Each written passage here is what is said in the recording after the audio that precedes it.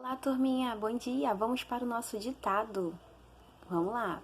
Peguem um caderninho de caligrafia, coloquem a data de hoje e enumere do número 1 até o número 10, tá?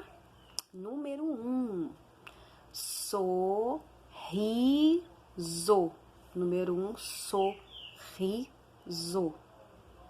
Número 2, casa. Número 2, casa. Número 3, raposa. Número 3, raposa. Número 4, camisola. Número 4, camisola. Número 5, música.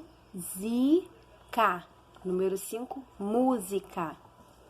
Número 6, nome de pessoa, hein? Letrinha maiúscula. José.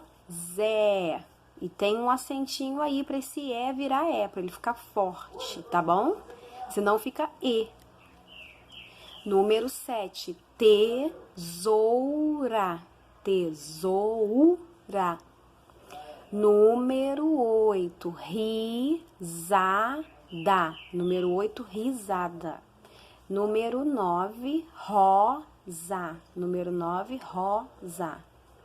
Número 10, asa. Número 10, asa.